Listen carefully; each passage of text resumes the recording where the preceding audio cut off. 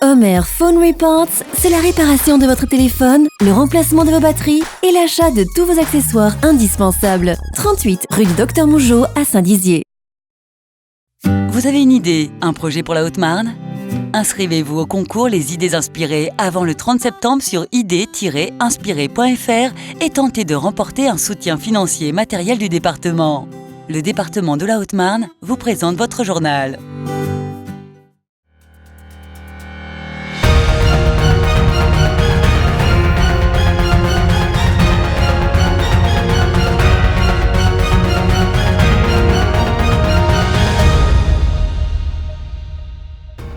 Bonsoir à tous, jeudi 26 septembre 2019, bienvenue dans votre journal. Voici les titres de cette édition.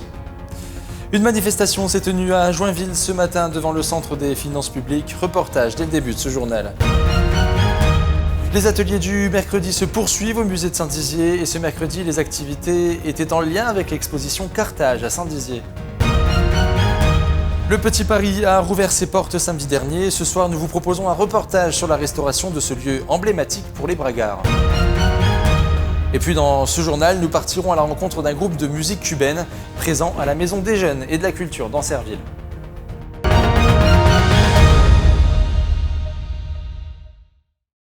Mais comment débuter ce journal sans revenir sur cette information ? Jacques Chirac s'est éteint ce matin à l'âge de 86 ans. C'est sa famille qui l'a annoncé par le biais d'un communiqué à l'AFP et par la voix de son gendre. Après l'annonce de son décès, l'Assemblée nationale et le Sénat ont observé une minute de silence. À la rédaction, nous avons décidé de vous partager ces images rares. Le 19 septembre 1975, Jacques Chirac, à l'époque Premier ministre de Valéry Giscard d'Estaing, était en visite à la base aérienne 113 de Saint-Dizier, où il avait effectué un vol de 45 minutes en avion de chasse Jaguar.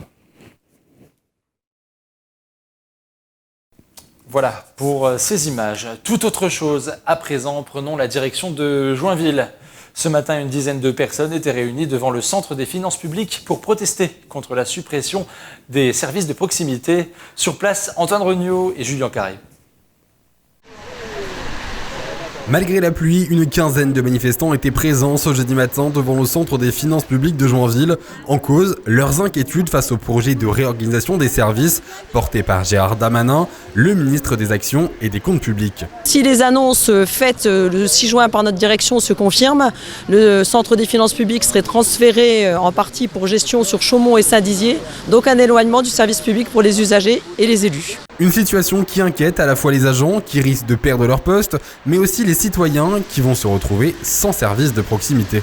C'est vrai qu'on aime bien quand même avoir un interlocuteur direct pour s'exprimer parce que tout le monde n'est pas forcément à l'aise, que ce soit avec Internet ou même au téléphone. De toute manière, au téléphone, à terme, ce seront des centres de contact, donc ce ne seront même pas des personnes de proximité qui sont forcément à même de comprendre les problématiques qui peuvent exister dans des communes comme celle-ci. En début de semaine, ils avaient déjà manifesté devant l'hôtel des impôts de Saint-Dizier, mais malgré une faible présence des manifestants, ils espèrent tout de même se faire entendre. Alors aujourd'hui, on a beaucoup interpellé les élus. On a la chance aujourd'hui, on a des élus qui sont venus nous soutenir.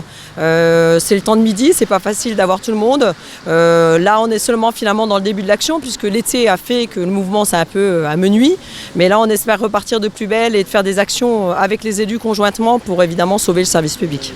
Une mobilisation soutenue par quelques élus du canton de Joinville-en-Champagne qui n'ont pourtant pas souhaité s'exprimer alors que le centre des finances de Joinville est lui menacé de fermeture, engendrant des suppressions de postes. Au niveau national, 5775 emplois risquent d'être supprimés. En ce moment, une exposition sur la ville de Carthage se tient au musée de Saint-Dizier. Hier, les ateliers du mercredi reprenaient de plus belle et étaient justement en lien avec cette exposition. Explication de Julien Carré. Un mercredi par mois, le musée de Saint-Dizier propose aux enfants âgés de 6 à 12 ans différentes activités. Et ce mercredi, les ateliers ont repris de plus belle. Chaque activité a pour but d'instruire les enfants de manière ludique. C'est pourquoi les ateliers se déroulent en deux temps, une partie théorique et une partie pratique. Aujourd'hui, l'activité est en lien avec l'exposition temporaire sur Carthage où sont exposés 2 chapiteaux qui ont été trouvés à Carthage. Le but étant d'expliquer aux enfants à quoi ça sert un chapiteau, est-ce qu'on peut en voir également à Saint-Dizier, est-ce qu'on les utilise encore de nos jours, et puis d'en réaliser un avec de l'argile. Ces activités manuelles sont appréciées des enfants puisqu'ils sont en contact direct avec les différentes matières utilisées et cela leur permet d'appréhender l'art de la sculpture.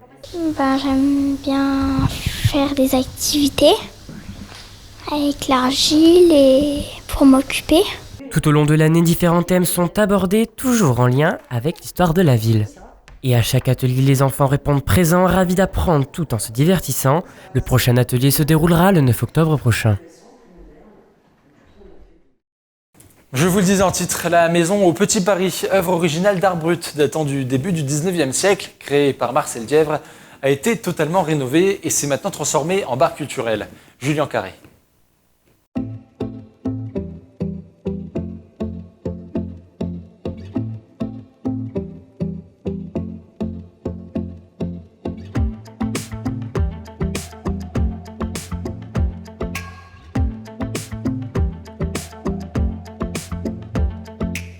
Le Petit Paris, c'était une propriété, celle de Marcel Dièvre, qui avait son magasin de confection.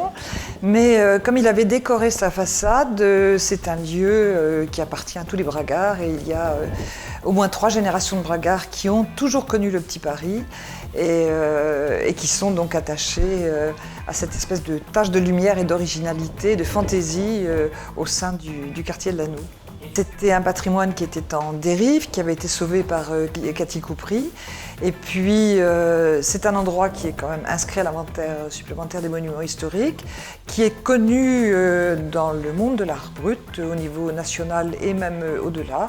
Donc pour nous, c'est un patrimoine, et le patrimoine s'entretient et se rénove.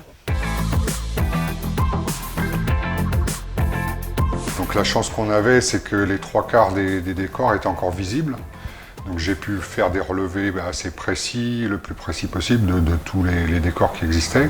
Et donc on avait encore cette chance de les avoir encore vivants pour pouvoir les relever comme ça. Mais il a fallu bien sûr tout enlever pour pouvoir refaire les fonds à neuf.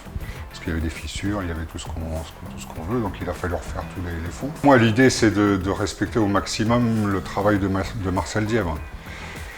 Le plus possible, donc voilà, j'ai pas d'autre objectif que ça, quoi.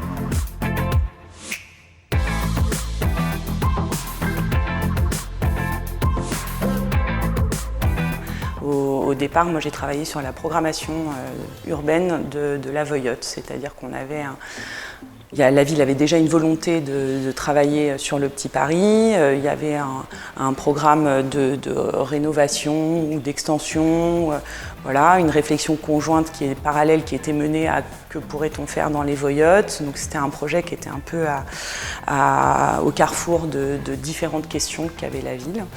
C'est une chance de pouvoir travailler sur un projet comme celui-là, qui est nourri de contraintes. Alors c'est un tout petit projet, c'est un micro-projet, mais qui concentre énormément de contraintes. D'une part, le fait de travailler sur un bâtiment inscrit à l'inventaire des monuments historiques, d'autre part, de travailler sur un bâtiment qui était un petit commerce et un petit logement qui va devenir un bâtiment qui accueille du public avec toutes les contraintes que ça implique et que ça engendre. Et puis le plaisir de travailler sur un projet dont on connaît déjà les futurs utilisateurs. On a pu, à différentes étapes du projet, faire le point avec ceux qui vont en avoir l'usage, l'association qui va l'occuper. Et ça, c'est très intéressant.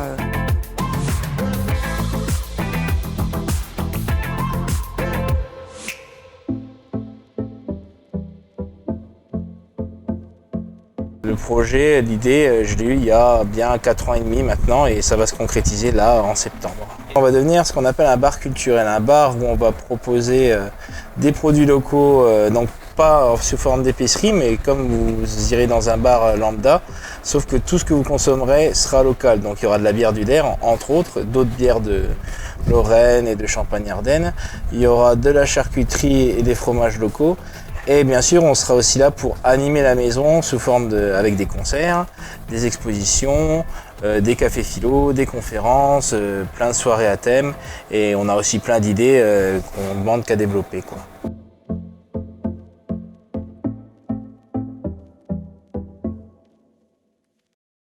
La communauté de communes des Portes de Meuse a organisé un échange culturel entre des enfants et le groupe de musique Woz de Cuban au sein du projet École intercommunale de musique sur place. Audrey Tézan et Lucas Garcia.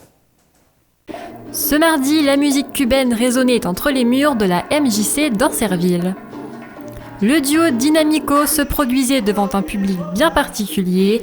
C'est en effet plus d'une centaine d'enfants qui avaient fait le déplacement avec leurs instituteurs pour s'ouvrir au son caraïbéen. Une volonté de l'école de musique des Portes de Meuse de rendre accessible à tous la culture musicale. C'est d'ailleurs le thème choisi pour cette année scolaire. Un projet rendu possible par la Codécom des Portes de Meuse est le premier d'une telle ampleur puisque ce projet se tient sur toute l'année en Meuse et même à Cuba. Nous avons voulu développer ce projet, que ce soit avec l'école de musique et tous nos élèves, donc de l'école de musique, et on veut en faire participer bien sûr sur tout le territoire, donc les scolaires, donc toutes les écoles au maximum. Ce projet bien sûr est agrémenté pour le grand plaisir de 70 élèves de l'école de 2 voyages à Cuba. Voilà. Que nous avons organisé, donc bien sûr avec l'aide de mécènes et de sponsors. Et aussi, bien sûr, on demande une petite participation aux élèves qui partent avec nous. Voilà. Donc un bel échange culturel, une belle découverte pour toute l'école de musique et voilà, une grande nouvelle pour l'école de musique qui se développe de plus en plus d'ailleurs. Thibaut et Anthony, musiciens professionnels, membres du groupe Woz de Cuban, se sont produits en duo qu'ils ont baptisé Dynamico et qui leur a permis de faire découvrir aux enfants la musique cubaine avec ses traditionnelles percussions et ses guitares aux mélodies entraînantes.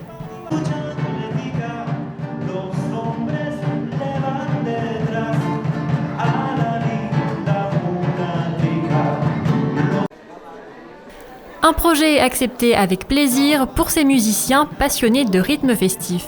Avec les enfants, c'est rigolo, ils savent pour la plupart, ils n'ont pas trop entendu parler de Cuba, ils savent pas trop ce que c'est, ils posent des questions. Ouais, c'est rigolo. Déjà, c'est rigolo de tout simplement jouer devant des enfants, parce que je pense qu'un spectacle jeune public, un bon spectacle jeune public est un spectacle tout public. C'est-à-dire que si les adultes s'ennuient trop, c'est qu'il y a un problème. Il faut pas non plus prendre les enfants pour